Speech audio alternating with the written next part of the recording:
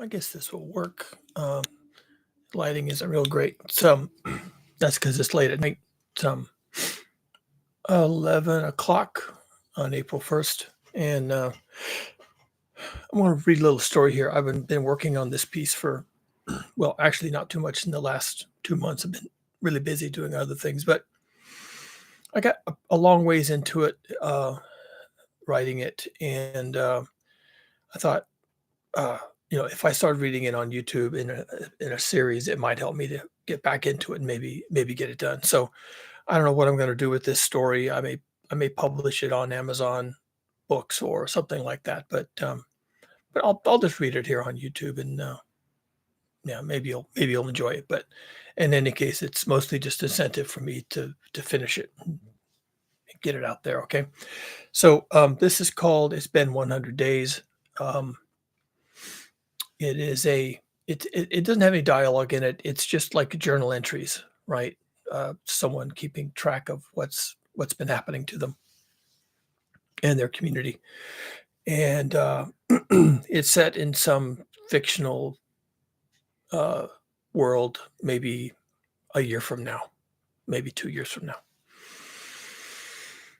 Uh, okay. It starts with a quote. Be not a cancer on the earth. Leave room for nature. Leave room for nature. And that's taken from the Georgia Guidestones that were just recently destroyed. Preface. It's been 100 days since the beginning of the end of global industrialized civilization, at least as near as anyone here can tell. We were chatting at the end of the day yesterday, a half dozen of us adults, with some small children playing at our feet. One of the women offered that, according to her best count, it had been that long. 100 days. That's 14 weeks, about 1/3 of a pregnancy.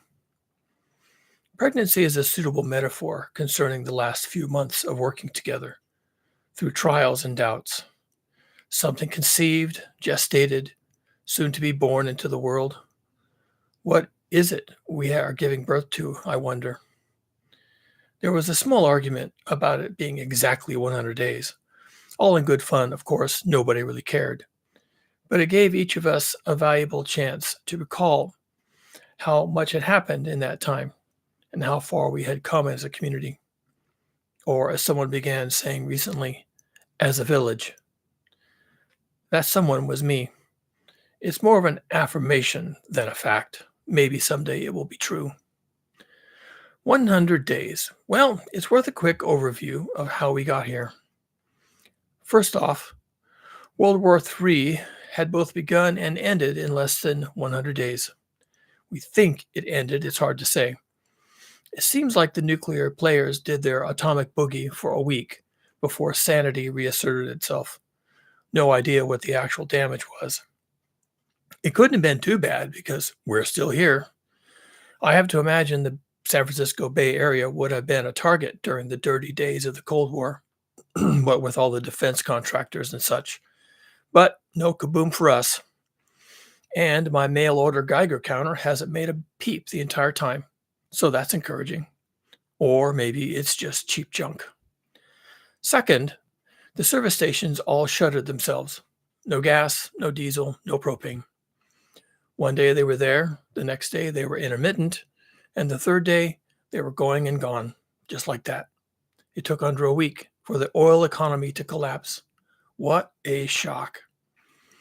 It was about that time when the crazies started to lose their minds. In retrospect, I should have seen that coming. Oil was the thread that held our world together. Everything, all the time, every direction made possible with fossil fuels. Turns out it was also the thin thread that kept some people's minds from unraveling.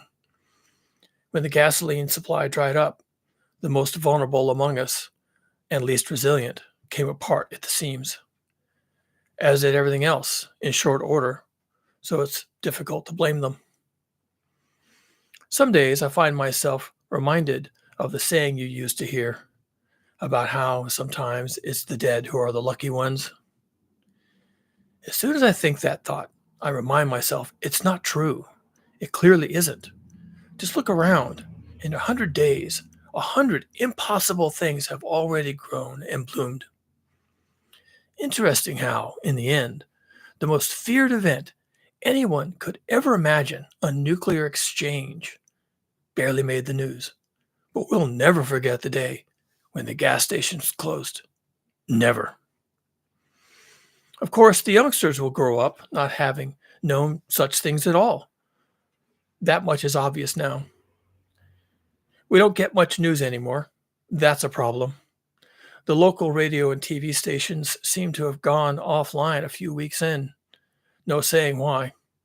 Maybe advertisers bailed out. The revenue model fell apart.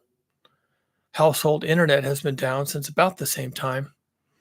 After a week of crappy service, it became no service at all. Cell phones still work every other day if you go up on a roof and the wind is blowing in the right direction. Last week, City Hall loaned us a satellite uplink. I understand a few of the larger and more stable villages got them. It helped that we had a working solar farm already, and an electrical engineer residing, and a network engineer, and equipment to do mesh Wi-Fi. Not everything from the old world went away, but there was a struggle to keep things together. Just that much retooling took most of 100 days. But we all felt we had to do something, anything at all, to pretend we weren't giving up. Electricity, water storage, outhouses dug at regular intervals around the neighborhood. The basics plus some. You know you are part of the first world when electricity is a must-have, but with effort and cooperation, we have it. We created a care clinic at the McLemore house by pooling our first aid kits and later getting some supplies from the county medical when they came around.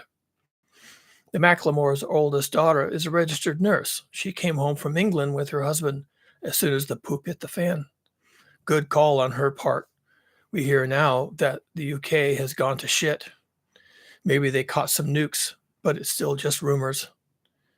Took her a week to stop crying. We hope they are all okay over there. World War III turned out to be the least of our challenges. Within 72 hours of the start of the big slide, as we've been calling it, the scramble was on to secure food, clothing, and shelter. There was a lot of complaining at first, and a few fatalities too. The latter came as a shock, to be honest. As I mentioned before, as the fuel supply collapsed, the least stable and the most conspiratorial of our neighbors let themselves go over to the dark side and had to be dealt with, so to speak. But we don't talk about that. So a few days ago, once we had the downlink working and integrated into the local mesh Wi-Fi, we started getting some news from the world and became aware of just how lucky we are, and aware, too, that there is likely no going back. But who wants to, really? We're a village now. We're fairly secure for food and shelter. Everyone has a role to play. There's plenty of good, clean labor, and we like it that way. Though I would do doggy tricks for a pound of coffee beans about now. As it is officially 100 days, and things have settled somewhat, I've decided to review and clean up my journal, presented below, mostly as it was written at the time. Hey, does this make me a journalist? That would be about my 6th career change. Anyway, as there appears to be a future of sorts, there is a couple of new and ongoing challenges to face. We've been made acutely aware of how easy it is to lose nearly every aspect of modern life. It took literal days for the crack up, barely a week. That was sobering, and the collective attitude now seems to be to retain as much as we can of what there was before the big slide. And another thing, nobody is ready to believe that we've even seen the worst of it. Sure, the first 100 days was a wake-up call, but now we get to face the reality all over the horizon, whatever that brings. I'm going to try to formalize this record of how we got where we are today, 100 days into it. Thereafter, I'll keep records of important milestones as we go forward. Forward. Now that's a challenging concept right there. Forward is the real struggle, isn't it? Mental, physical, and sometimes spiritual. Forward into what? And maybe, as things don't work out, forward with whom? There were a few already didn't make the cut, just a few weeks in. That was by their personal choice, granted, but it doesn't matter how the choice was made. They didn't make it, and that's a fact worth dwelling on. We are going to suffer losses. I worry about it every day. Presently, as our little hamlet of some 28 dwellings and 210 souls pulls itself together, we can't afford to lose anyone. Already, we spend a lot of time stuck on the questions of how we do this, the mechanics of securing food, clothing, and shelter for as many as we can. Then sometimes someone surfaces, takes a deep breath, and asks the probing question of why are we doing this? It feels like civilization has evaporated. Civilization was both our guardrail and our roadmap. As people began to realize that we may be on a permanent one-way journey into the unknown, some are already asking, is there a point? What's the point of pretending we have a plan when it feels more and more like the future is completely unreachable? See, that can never be our truth. That line of thinking is the true death. We need to keep on keeping on, as they used to say. I guess that's why I started writing all this down early on and why I'm publishing it now, to remind us what we have already overcome and to put down in words why we are doing this, so we don't forget. We are trying to find the future. And should we not find it, then we must build it from scratch. As I put my feet on the path into the future, as we all must, here's my personal walk down 100 days of memory lane. It's mostly my personal account, with the experiences of others thrown in where I already know some details they've shared. I'm using memory, receipts, jotted notes, and some of my other writings during this time to clarify and fill out the account below. Any inaccuracies or omissions are my fault. I'll do my level best.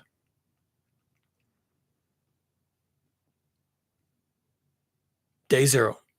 How we got here. Nobody was watching when the world finally ran out of runway. Some people knew things were about to blow up, but nobody knew exactly when or how. Those voices are largely gone now. I hope it worked out for them. Looking back, we still can't entirely agree on when day 1 of the big slide started. Each of us was hit with it in a slightly different way, so our shared experience will be a reconstruction on my part. It was less a day of changes and more a month. Since I'm the journalist here, my experience will count more than the others. Anyone doesn't like it, too bad. That's how this works. I'm joking. I'll enrich the narrative where I can with others' accounts. October began under a lot of uncertainty. There were scattered conflicts all over the place. The Koreans were going at it again. The North had sent a few thousand artillery shells into the South.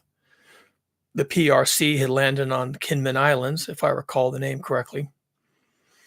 Russia had driven tanks a short distance into both Finland and Estonia, causing a ruckus within NATO. It was all very disturbing, and I started thinking about global war and what that would mean to our sacred business as usual. Well, it didn't take long to find out. The first nuclear exchange was between Saudi Arabia and Iran. We knew there were problems coming when a critical Saudi oil terminal in the Gulf suddenly and mysteriously vaporized. After some confusion and unhelpful reassurances, the U.S. government revealed that a primitive nuclear device had been used against the Saudis, probably delivered by ship. 2 days later, there was a retaliatory strike against a similar oil terminal belonging to Iran. Nobody knows if that attack was nuclear or conventional, or who was responsible. Nor will we ever know, because that's when the news embargoes started. Of course, Russia had something to say about all this, China as well, the usual finger pointing about American dominance and Western provocations, big words about bigger conspiracies and inevitable consequences, multipolar threats. And then, nothing. Not quite nothing. Some news dribbled in before day 1 hit, As I mentioned earlier, while the Russians were warning the world against American imperialism, they were invading their immediate neighbors. While China was calling for world peace through dialogue and tolerance, they were sending out their so-called fishing fleet to overrun the Pacific Basin all the way to Australia. Here's hoping they all had fun. Nobody around here cares. Not since day one. Future Cougar here. Since we restored limited internet access recently, I found some data on the cost of crude oil during these 100 days. As it is relevant to much of this narrative, I'll be including oil price information where it makes sense. On day one, the price of oil had hit $103 per barrel. That was up from an average of about $85 in the months leading up to the big slide. Okay, back to the journalism. Day one. Surprises.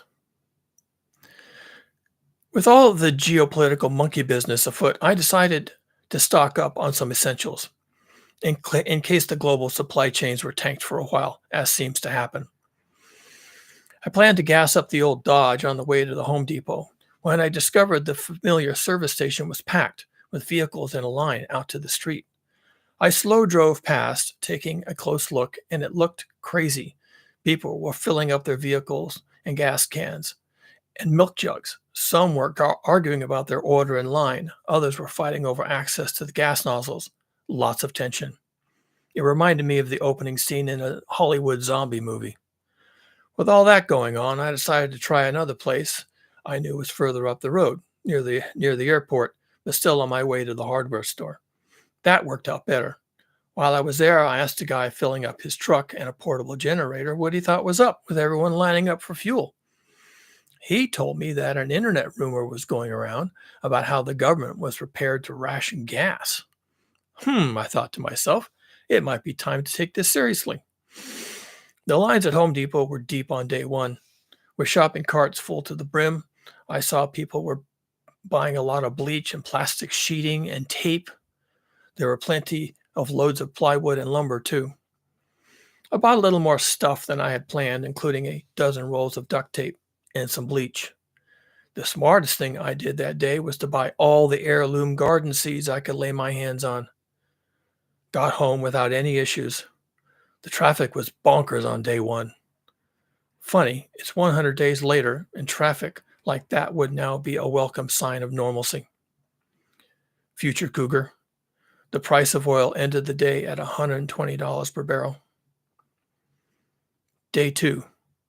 Dawning awareness. Next day, I worked on projects around the house with an eye towards tightening things up, fixing anything broken, and such like. I kept an eye on the news feeds, headlines rolling in on my phone every few minutes, and eventually turned my shop radio to a local station.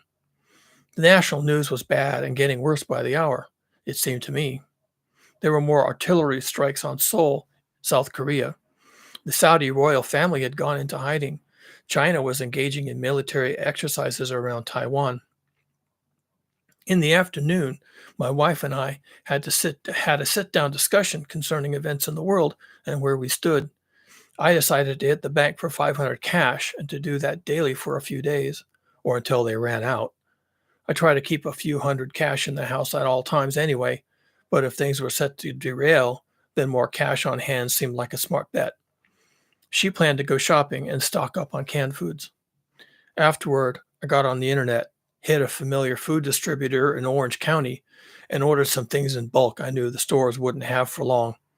We bulk order about twice a year. Rice, beans in all varieties, various nuts, dried fruits, wheat berries for flour, field corn for cornmeal, rolled oats, and other such that keep well. The order would take a week to arrive, and I figured that would be plenty of time. It did not yet to occur to me that trucking would already be a problem. Future Cougar, the price of oil ended the day at $126 per barrel. Day 3, on the run. On the morning of day 3, my daily newsfeed had some items about riots, mostly in Europe and Asia. Likely the rest of the world was in the same fix, but didn't merit coverage. From the reporting, it sounded like people were waiting for food and fuel supplies mostly. Quite a few more were obviously trying to go places, being turned back, and none too happy. As such, there were angry crowds reported around rail access, airport access, ship access, anything that moved had considerable crowds trying to take advantage. People were trying to run. The ferries were packed enough that two had tipped over, both of those in India, with significant losses of life. The Paris suburbs were lit up with street fighting, but that seems to happen a lot there. My wife had a conversation with our Costa Rican neighbors named Mora. I was in the basement at the time, laying up water storage in some food-grade barrels we keep for collecting rainwater. I heard about the neighbors later. The young woman next door, living with her elderly parents, was missing her husband, who worked in construction. I had met him a few times before. His family name was Sanchez. He seemed like a good guy. A month before, he had taken a job in another city a few hours' drive away and was staying there in some temporary housing until he got paid a few times. He wouldn't get back for another several weeks. His wife had their new baby with her and was fretting because he hadn't called in days, and they were running short of food and money. They hadn't paid the rent in a month and were afraid of eviction. My wife told her how if their family needed anything, just come to the house. To the girl's credit, she said she would. They are nice people, and I hate to see young couples with children struggling too much. This reminded me of the food order I had placed. I was having an odd feeling it might not be coming together. I promised myself I would check on it the next day. Day 4. Rumors of war. 4 days into the big slide, we had the first signs that things were going sideways and in a big way. There were columns of smoke in the south of the city. Plenty of people living down that way, most of them well off. From the sound of sirens coming from all directions, it was likely all hands on deck. The local fire stations emptied, and for an hour after that, there was a constant stream of sirens headed south. I never heard what that was about, but I could guess as well as anyone else. It made me think about the long lines at the service station. I went inside later and did an internet search for a good police band radio and scanner. Toward nightfall, I learned from a passing neighbor that there were no longer any operating service stations in the area, and that earlier in the day he had driven almost 30 miles to fill up his car. Day 5. Exploring options. Late morning, I had a conversation with a guy passing the house walking his dog. He asked if I knew of where there was gas to purchase. Said I did not. Then he asked me if I had any I could sell. I said I did not, and good luck.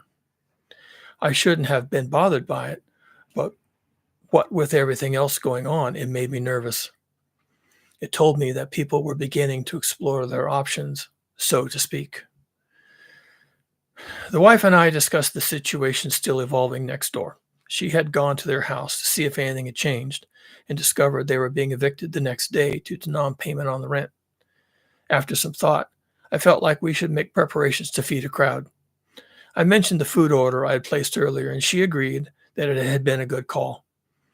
Afterward, she went to the thrift store to see if they had any mattresses in good repair and baby clothes, just because. I spent the middle part of the day clearing some space on the back patio and bringing in a few pieces of lawn furniture. If need be, the neighbors could stay there until something else could be sorted out. I called the food distributor in Orange County to politely inquire about my shipment. My hunch was right. They were having trouble finding a hauler. I asked if a bit more money would solve the problem, and he said that wasn't how he did business. My bad. I clarified that I would pay whatever additional fee the shipper needed to prioritize an order, and he said he appreciated the sentiment. He guessed at a figure. I authorized 50% above that and said he should keep any remainder for his trouble. Finally, I thanked him for the many years of friendly and helpful service, with the hope we would be doing more business in the future. After I hung up, I had a premonition that I'd never hear from him again. Events in Orange County were likely to get real hot, real fast. Day 6. Too close to home. There was some violence of a kind a few blocks away. I heard about it while I was taking a walk around the block, when I came across some neighbors huddled as a group in the middle of the street having a discussion. The story was the local service station had run out of gasoline a few days before, and someone desperate for fuel had lost their composure and shot the attendant. Nobody died, but everyone was rattled by it. They were also talking about the events of a few days back, south of downtown. I hadn't been paying much attention, so this was the first I had heard. Another service station had been looted and set on fire. There were a series of home invasion robberies, and some random fires had been set in the area. I hypothesized that the fires were intended to divert the police away from the robberies. That made everyone stop and think. Criminality, it seemed, was getting organized. While everyone else was chewing on that, I mentioned we should create a mutual aid group, establish a phone tree, designate some homes as safe houses for anyone who has to run from danger. This was broadly agreed, and one of the older couples agreed to start pulling that together. We all gave them our phone numbers, and just like that, the ball was rolling. Not a day too soon, it turned out. Future Cougar here. Crude oil has shot up to $180 per barrel on the day. With heavy volatility, the U.S. Congress passed a bill to halt crude oil exports. The state of California opened an investigation into reported hoarding of gasoline and diesel supplies. Day 7. Hardening and listening. In the morning, I woke up to a text message on my phone that my food shipment was on the way. I can't tell you how much of a relief that was. It cost me a small fortune, but I had not a single complaint. For the record, we're eating the last of our food on day 100. The rest of the day was more digging in. Having already been warned that people were probing for resources, we call that situational awareness. I strengthened the front fence and covered the back of it in some concertina wire I had bought a few years ago. Yeah, that's how I operate. From the front, you couldn't see the razor wire, but anyone trying to climb the fence would have to deal with it on the other side. The police scanner I ordered showed up in the afternoon, and I spent a few hours in the evening setting it up. I listened to it for a while subsequently, and what I heard going on was sobering, to say the least. Home invasions, arson, retail break-ins didn't seem normal to me, but I hadn't been paying much attention up to then. Would be paying a lot more attention going forward. At bedtime, I could smell smoke. Went outside, and it was from somewhere close. Smelled like burning wood, but also some plastic or rubber, and that meant a structure fire. I didn't hear any sirens. Given what I had just heard on the scanner, I figured they would let it burn. This is an interesting turning point. Police and fire protection lasted a bit over a week after the fossil fuel infrastructure failed us. Not because they didn't have the fuel to roll. I'm sure they had plenty at their stations. Rather, the men and women who are sworn to protect the city most likely had competing problems at home. I absolutely do not blame them for prioritizing around family. It was the correct call. There was already nothing left to save, as we learned over the next week or two. The big slide was in full motion. Day 8. No food. Midday, I walked down to the supermarket to see what could be had. I had heard some rumors about the shelves being empty and wanted to see for myself if that was the case. I also wanted to get a sense of matters on the ground, and a short walk seemed like the best way to capture that. There was very little traffic on the streets. I passed a burned-out car halfway to the market. Maybe that was the source of the smoke I had gotten a whiff of yesterday. The market was open, but they were only letting people in a few at a time. Reminded me of the COVID-19 restrictions. I waited in line, listened to conversations around me. In about a minute, I heard enough to construct the picture. The east side of town was cleaned out of food and supplies, and many of the smaller markets had been looted and set ablaze. People were driving 100 miles or more just on the rumor of stores still having food. As I waited in line to get in, I reminded myself how this had been anticipated. I had always said, when the fossil fuels stop, you'll have 2 weeks of food on the shelves and then nothing. I was beginning to look like we hadn't lasted even that long. I got in and found the employees rationing what little was left. Some canned things, baked bread, fruits and vegetables. The latter didn't look too good. I took what was offered and paid at the register. One shopping bag of goods, half full, and it cost a bit over $100. I didn't even question it. On the way out, there were two men, one on either side of the automatic door, both of them asking to buy my groceries for any amount I cared to name. They looked equal parts earnest and desperate, probably not used to begging for things, and like the rest of us, never could have imagined doing so.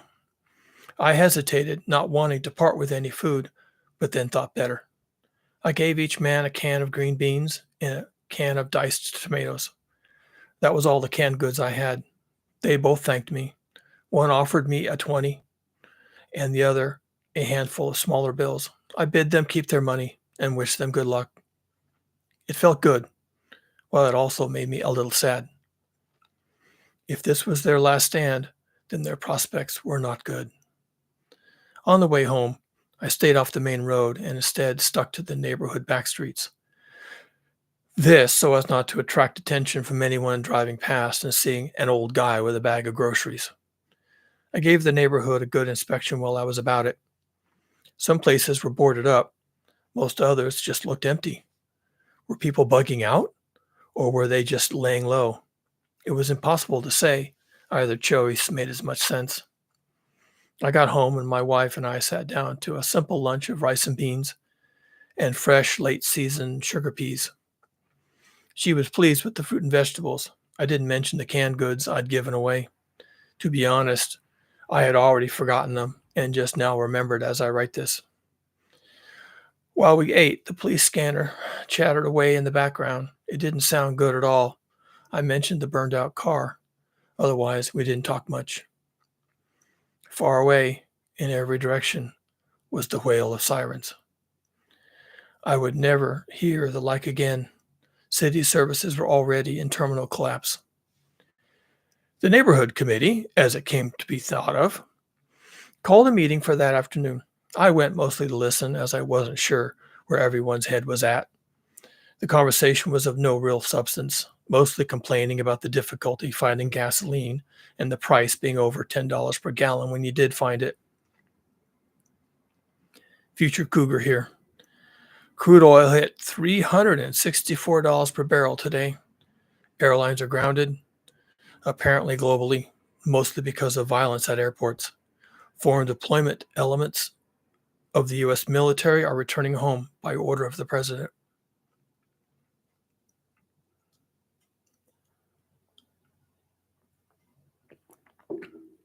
Day 9. Who hesitates is lost. My food shipment arrived from SoCal. The driver, looking harassed, came to the door and asked me where I wanted it, and I pointed to the driveway. He unloaded a 4x4-foot pallet piled high with sacks and boxes and dropped it on the bricks. He left me with some paper listing the inventory of my purchase, and there was going to be 2 pallets. He then went back to his truck, and I was expecting him to come back with the second pallet, but instead he jumped into the cab and drove off.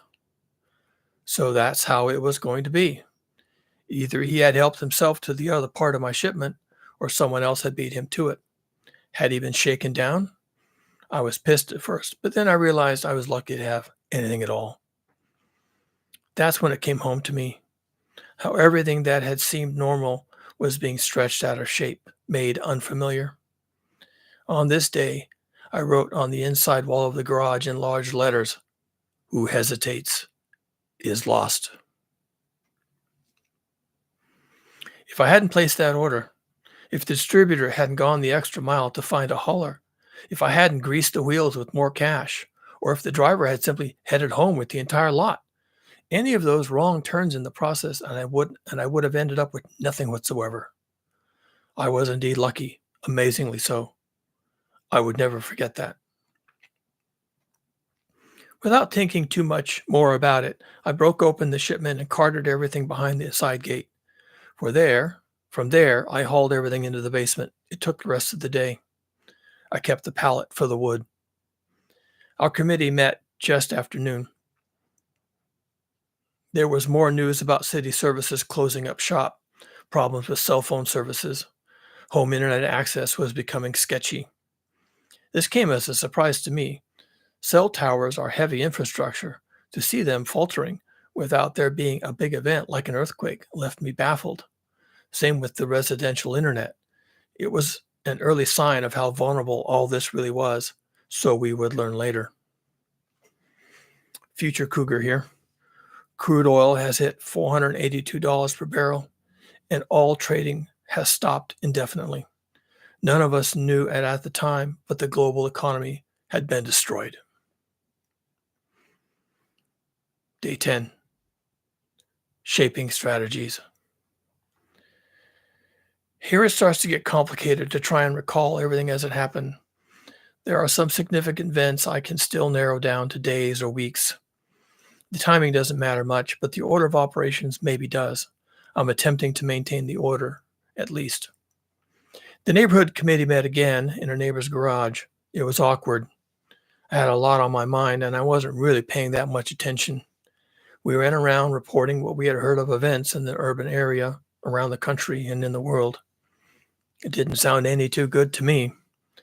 Locally, they were seeing looting of food supplies and fuel, and on a broader level, a kind of constant stochastic mayhem. A woman who lived alone, I didn't recognize her, said she was afraid. Someone had been moving around her house a night ago, trying doors and windows. Her calm account of it set my skin crawling. She had come to the meeting to ask for advice. Nobody was ready to doubt her, but they all got real vague about helping.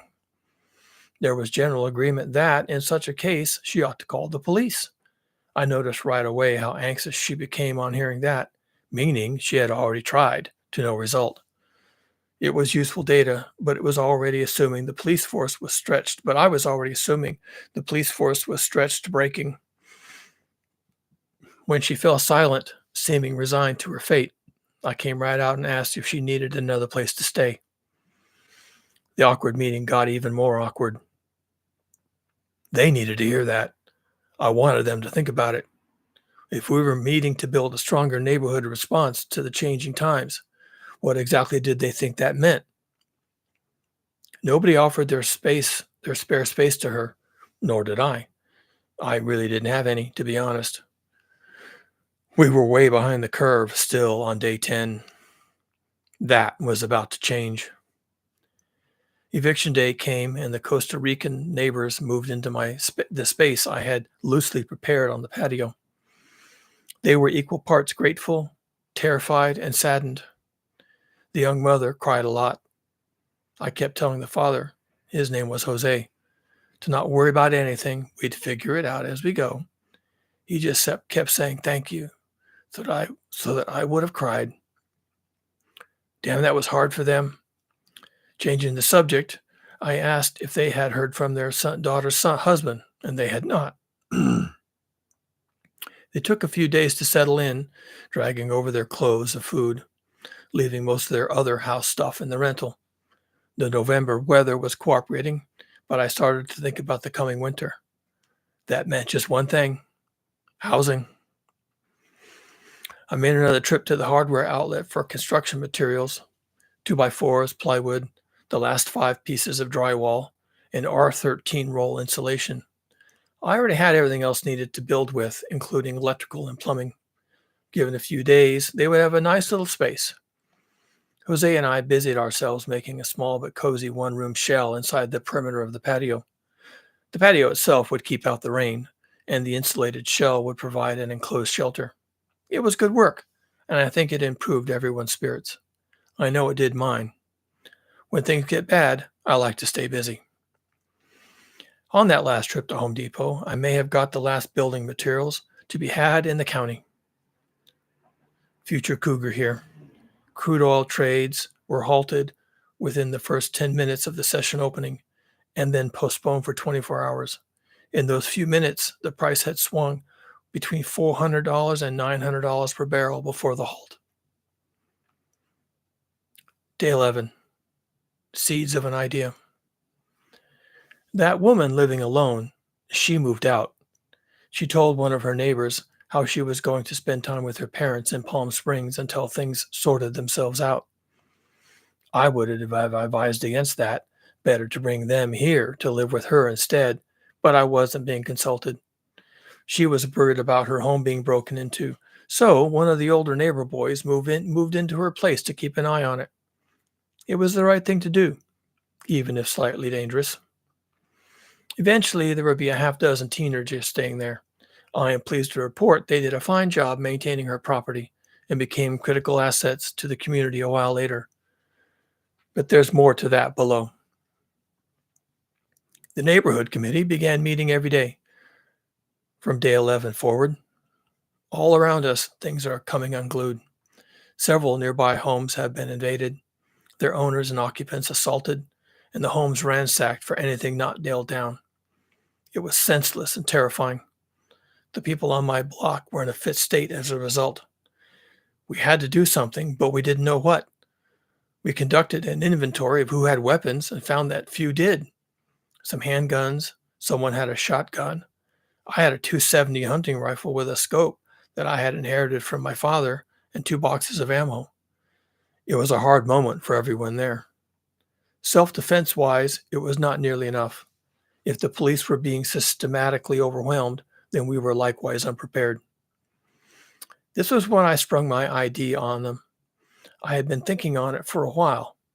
It went like this. It was time to combine our resources, act in unity, and become optimally self-sufficient as a group. That meant creating a defensible, shared space as a start. This was broadly, if cautiously, accepted. My first suggestion was we go to our backyards and tear down the fences between our lots. All our backyards would then be connected. We could use the fence boards to erect hard defenses between our houses and to board up doors and windows facing the street. Anything left of the fence boards, use those to create walkways between the yards so people could get around easily if it rained. Anyone having trouble at home would then need only escape to any nearby home, and we would leave our back doors unlocked against that possibility. Don't knock, just go straight in and raise the alarm. I was fishing and expecting outright refusal. To my mild surprise, they thought it was a brilliant idea. The talk turned away from weapons and hopelessness and toward strategic planning instead. It would take a few days to get others on board with the idea, and a few more days to perfect our preparations, but ultimately it was the right move for the greatest effect. More important, we were acting in concert for our mutual benefit. That would turn out to be the most significant thing settled that day. We ended up focusing a lot less on weapons and defending ourselves as individuals and more on tools and materials, team building, and coordinated responses. Looking back, I still think that was a pivotal moment in our attitude about the future. Our village had been seeded, in our minds at least. We all agreed to go door to door to recruit others into the hardening effort and to figure out escape routes. Not everyone in the neighborhood was a homeowner. Renters wouldn't be able to make these kinds of decisions, and there was a lot of wasted discussion about property rights. I pointed out that the city was turning into a slow-burning dumpster fire, and that if we didn't move our libertarian asses fast, some of us would be living under tarps down by the river. I might not have been very nice about it, but I certainly made my point clear enough. They got it. They didn't like it, but they didn't disagree either. None of this resolved the matter of what to do with renters, but I was already of an opinion that some of those details would resolve themselves one way or another, and shortly. I went home and stood in the garage, cataloging my remaining building materials and looking at the wall and reading, "Who hesitates is lost." God damn it anyway. Day 12. The Fire Within.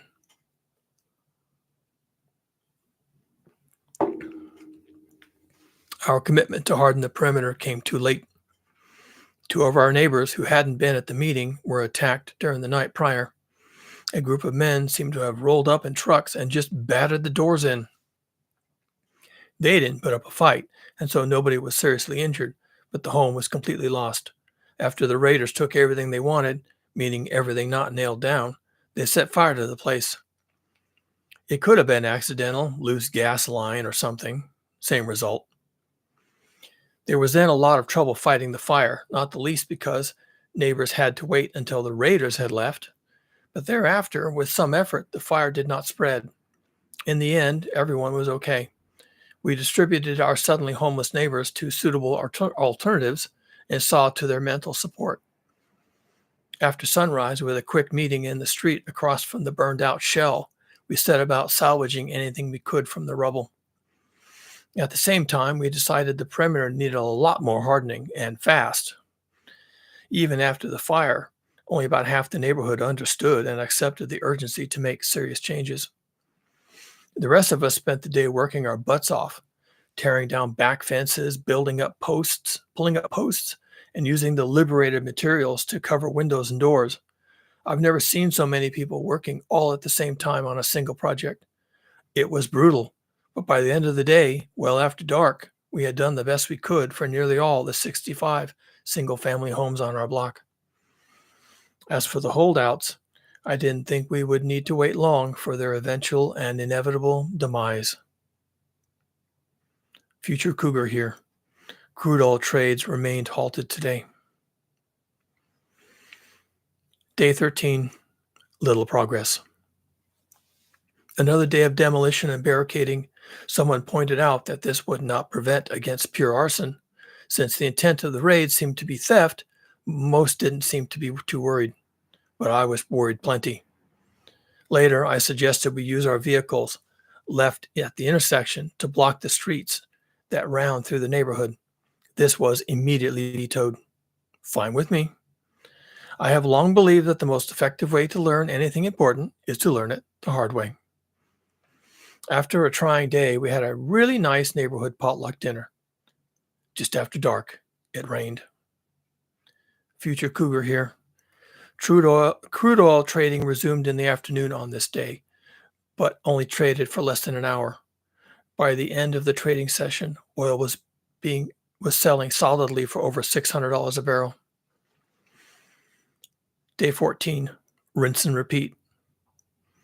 There was another raid last night. They hit one of the rental properties we hadn't figured out what to do with. The family was taken away. A young couple and their two small children, just gone without a trace, without a warning. The women and wives circled around each other and cried for the loss. Up to now, we tried to keep it together.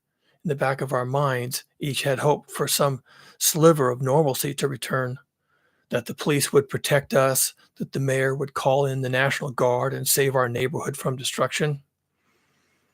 On day 14, we no longer believe these things are possible. Today, everything has changed. Any sense of normalcy has flown, gone for a generation, maybe for a century. The raiders tried to set fire to the house, but it didn't catch, leaving only heavy smoke damage. I'm trying to see the benefit in that, but it's hard. The landlord isn't around, nobody wants to violate his property rights, and so on. So, of course, we hesitate. Even after all that's happened, we hope to be saved from this slow slide into the abyss. What we don't seem to understand is that it's already over. I think to myself, it's done, people. It's gone, and it's never coming back. Now we either get medieval or we give up.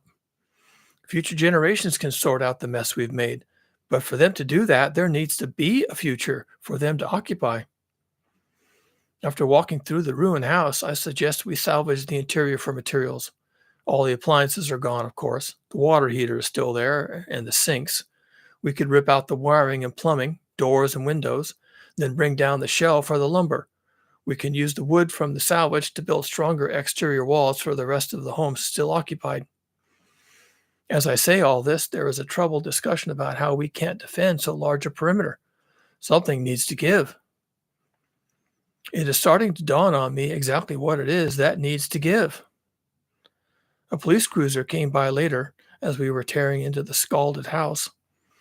He was there to dispense some wisdom, I guess. A circle of people fired questions at him for 10 minutes. I thought he handled that really well.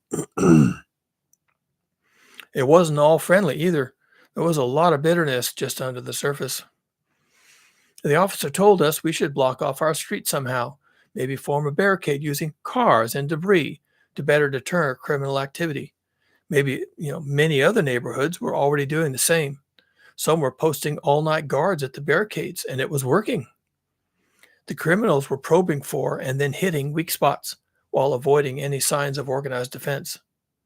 Imagine that. Before we left, I had a chance to talk to him in private. I asked him if the city or county were organizing a relief effort: food, clothing, medicine, anything. He said he had heard there was something in planning and that if anything came of it, there would be a notification sent around. I bid him good luck and try not to die. He smiled, but we both knew it wasn't a joke. Later that night, I sat up listening to the police scanner. Nothing good going on there.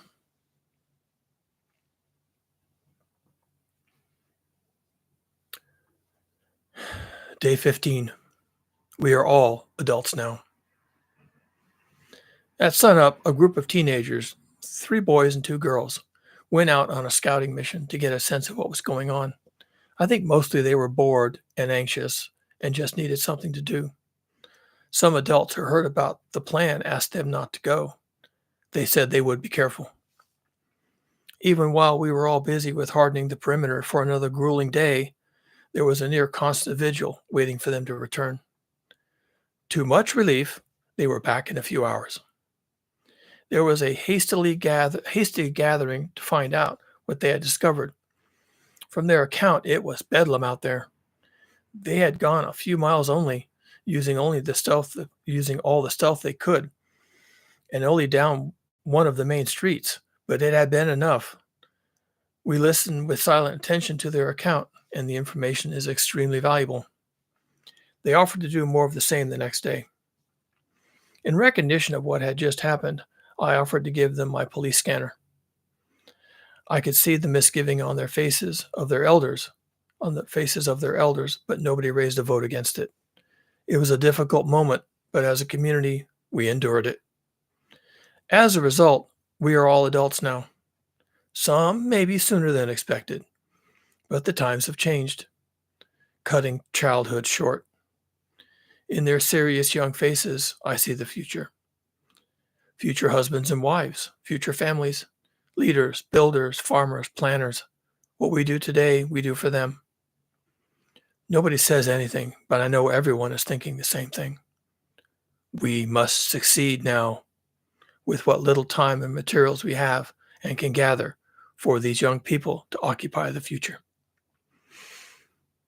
Perhaps as an antidote to the grimness of our situation, some women have decided to start their gardening early.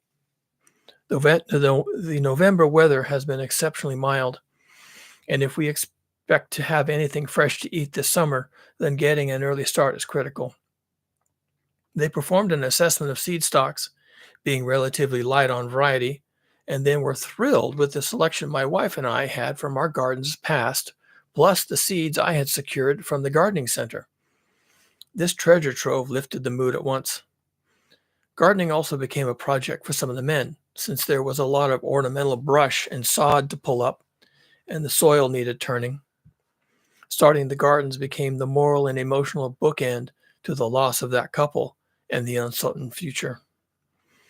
The noose is closing around us. We are living through the beginning of the end of the modern world. Future Cougar here. Crude oil traded for another hour today, and the price reached $1,120 per barrel. This was the last published information on market movements in crude oil for a while. I know that oil continued to trade, but clearly this was being done off the books. Anyway, to my mind, day 15 marked the official end of the modern global economic system. It had taken just 2 weeks to unwind 400 years of market economics. And I think I'll stop there. That was an excerpt from It's Been 100 Days. And I'll do some more work on this. It's fun to read it, so maybe I'll feel motivated to come back to it. That was about half of what I have, and it was looking a little rough there toward the end and needs some editing. So I'll work on this. I don't know when I'll do another episode. Well, maybe in a couple of weeks, right? We'll see. It should be about 120 pages when I'm done. So that's it. I hope you enjoyed it. There'll be more later.